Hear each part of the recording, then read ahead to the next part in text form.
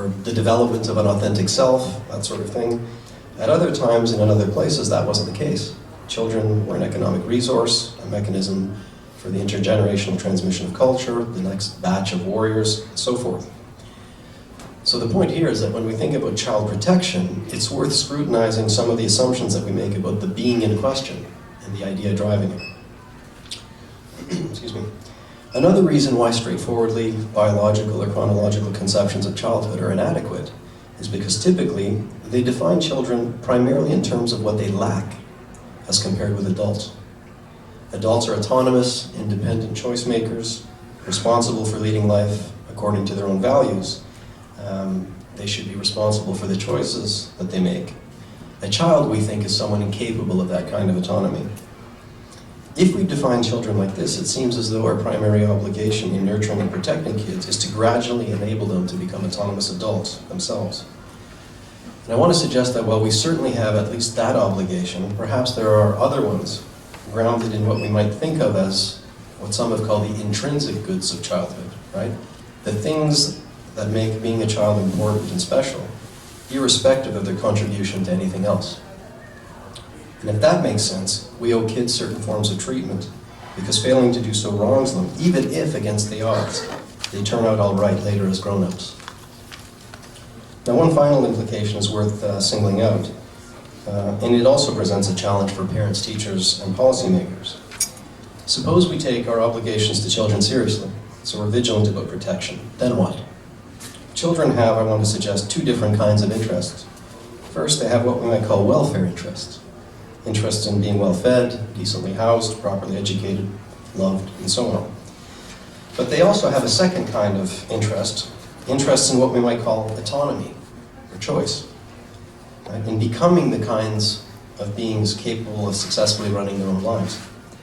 And anyone with kids, or anyone who has watched them for more than 5 minutes, knows that usually they're terrible, or notoriously terrible typically, at protecting their own welfare, right? If left to decide for themselves. They eat crap, they don't put on their hats when it's like this outside. At times, they become parents at the age of 13, and on and on and on. But unless they're given wide freedom to make and learn from their own choices, they're never going to develop into responsible adults. So what should children's rights protect? Should we protect their welfare or their choices when these pull apart, as they obviously do? Now, in general, any plausible answer, even remotely plausible answer, is going to suppose that parents, teachers, and policymakers should focus on welfare in connection with very young children and gradually shift towards respecting emerging autonomy when we're talking about soon-to-be adults. Now, that helps a little, but not that much, because it underdetermines how we're supposed to draw the line and precisely where in all sorts of practical controversies that we ought to care about. And mercifully, I'm only the moderator, so this isn't my problem. I'm going to leave it to three distinguished people who you can pick on instead for the real answers. So Dr. Sarah Hannon is an assistant professor at the University of Manitoba. She's interested primarily in children's rights, familial justice, and the ethics of procreation. She's now working on the question of whether parental interests can justify a right to procreate. And she's co-editing a book for Oxford University Press entitled Permissible Progeny.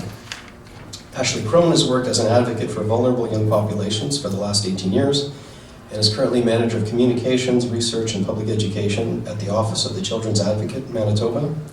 As an independent office of the Manitoba Legislative Assembly, they represent the rights, interests, and viewpoints of children and youth throughout Manitoba who are receiving, or should be receiving, services under the Child and Family Services Act and the Adoption Act. Monique Saint-Germain is General Counsel for the Canadian Centre for Child Protection. The Centre is a charitable organization focused on the protection of children from sexual abuse.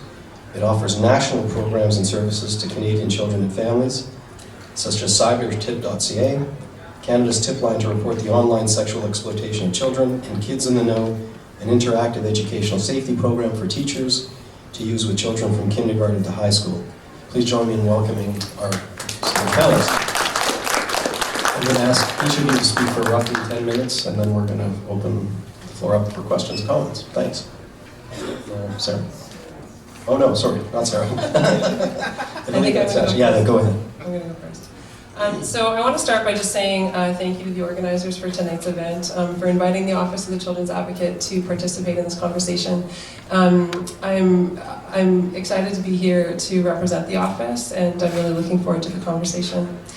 My name, although I do get called Ashley quite frequently, is not Ashley. My name is Ainsley Crone. No, that's okay. And I am the Manager of Communications Research and Public Education at the Office of the Children's Advocate. And I've been at the OCA now for about 4.5 years, and children's rights and child protection are really central to a lot of the work that I do over at the office. I want to begin my comments by saying that with the way that technology is saturating our lives, risk and child protection issues continue to change, and existing legislation and policies and general codes of conduct are really struggling to keep pace with this sort of development. Media and the online world are really infiltrating the personal spaces of younger and younger children. And as a society, it's important that we collectively improve our ability to examine those points of contact. I was reading a really interesting piece of research recently from the good folks down at Common Sense Media. If anyone of you know those people, they do some amazing work. And in 2011, they published their research on the media habits of 0 to 8-year-old kids. And one of the statistics that really stood out for me was that they found that 30% of babies aged 0 to 1 year old had a TV in their bedroom. And that number rises to 42% for kids under the age of 8. And I can tell you as a child from the 70s that 0% of my peers would have had their own TV at that point in history. So media access continues to change, and younger children are becoming connected.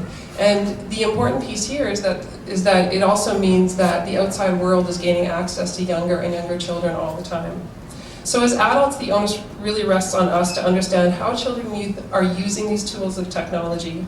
It's on us to reach young people where they're at so that we can support and teach them. And this can be really scary. I'm a parent to a 5-year-old girl, and it's a huge responsibility these days to be on top of where she's at and who has access to her and what sort of information that she's receiving from the world. The explosion of technology has really been a game changer for families. I was also reading this article in the Columbia Human Rights Law Review. They published this report in 2011 talking about what it means, the changing nature of privacy and what it means to be a good parent in a modern context. And I just want to read a little piece from their study. The authors note that children today are under increased surveillance at home, facilitated by web monitoring services, internet filters, mobile phones, and other monitoring technologies.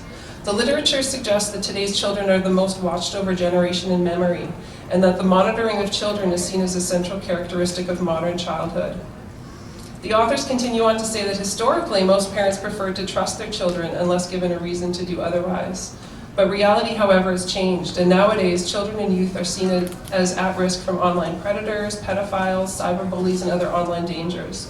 Whereas good parents may have traditionally been encouraged to trust their children, today they're encouraged to safeguard their children, and this involves invading their privacy in one way or another. Monitoring has become associated with good parenting, and the surveillance of children has been framed in a language of safety, protection, and care. I want to say that media policies respecting children's rights and the integrated nature of modern technology need to really be more explicitly developed. The questions that we get from young people over at the OCA are really specific, as you'd expect questions from teenagers and children to be. So they want to know things like, if I live in a foster home and my foster mom says that she needs my Facebook password, do I have to give it to her? Or they say things like, I live in a group home and can my social worker search my room anytime that they want and read my journal? And these are really specific questions that aren't being answered by current policy. And so what happens is, the reality is that technological developments are far outpacing policy developments. So what happens now is that we lean on social workers and foster parents and other caregivers to work with these really generalized policies and interpret them to the best of their abilities and knowledge base. And what this does is it creates a really inconsistent environment for young people to navigate, and it creates a lot of risk for adults who are trying their best to understand what's happening and to the best of their ability help guide these young people that are living in their home or for whom they're caring. So that risk is really amplified when adults are not familiar with the kinds of tools and technologies and applications that youth are asking about. So it seems that often what we do as adults when we're not sure about a situation is that we approach it from a place of needing to shut down the unknown risk. So we tell a kid that they can't be on Facebook, or we say to a teenager that you can't have a smartphone. But as anyone who has kids or knows kids or has been around kids, that doesn't actually really stop the conversation, it just kind of changes it. And it puts kids in this really tempting position of looking for a workaround, which of course kids are really good at doing. You know, if they hear no from one side, they're going to try to find that workaround. So the result then can be that they're out there online and away from people that really care about what happens to them. So in that common sense media study that I referenced earlier, I just want to share a couple of other statistics with you. One of them is that they report that 12% of children aged 2 to 4 use computers every day.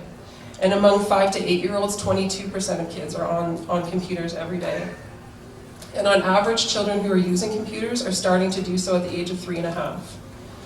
So the clear message is that we need to ensure that we're helping children and youth to really use these tools properly and safely. Placing a smartphone in the hands of a young person without some sort of guidance and instruction is a really dangerous idea. It's sort of like, you know, if I had a teenager and I just gave the kid my car without insisting that they take some sort of driver education training. So what's going to happen in the case of that, you know, giving a teenager a car without any sort of instruction, is that they're going to be able to figure out how to use it. They've seen me drive, they've seen other people drive, they're going to ask a friend, they're going to YouTube it or something like that, and they're going to figure out ways of driving the car. And but the reality is that they're going to have a less safe experience, and it's going to be a really overwhelming experience when I'm absent from that conversation. And what we need to really do is have a graduated process for online activity that's age appropriate and takes into consideration the individual needs and experiences of different kids and youth. Because what a 7-year-old is doing online should really look very different than what their 17-year-old sibling is up to. I want to just highlight the United Nations Convention on the Rights of the Child for a moment. I brought some of the posters actually that our office has put out. We recently put out 42 poster series on the 42 major articles of the Convention on the Rights of the Child, and I have them displayed, 3 of them displayed over there. And we put that out in conjunction with our provincial counterparts in Ontario and BC, along with the Canadian Museum of Human Rights. And we worked with an organization called the Healthy Aboriginal Network out of Comox, BC, and a number of Aboriginal artists from across the country to interpret the Convention on the Rights of the Child from an Aboriginal youth perspective. But I want to talk a little bit about the Convention on the Rights of the Child, because there are some really specific articles, and the 3 that I brought here today are the ones that I'm going to mention, because they are relevant to what we're talking about in terms of children's rights and child protection and technology and media. And as a side note, actually, the UNCRC is marking its 25th anniversary coming up this November 20th. For any of you who want to mark the day, it's a big day for us over there. So Article 13 speaks to children's rights to access information that can benefit their health and wellness, and to freely express themselves as long as those expressions are not harming other people. Article 17 of the Convention on the Rights of the Child describes the government's obligation to promote a mass media that includes information that children can understand for the goal of promoting social and cultural benefit. And Article 16, which is a challenging one sometimes, it speaks to children's rights to privacy and their protection from unnecessary interference. And the right to privacy is one that I want to just stay on for a moment, because it's a really important one in terms of child welfare. It's especially important that children and youth who are involved in child welfare have the experience and the opportunity to learn how to set healthy boundaries. A lot of the kids and youth that we work with over at the Children's Advocate have had the experience of their boundaries being repeatedly violated by the people in their life. And so it's really important for this population in particular, who might not have natural skills in those areas, to have an opportunity to learn and practice that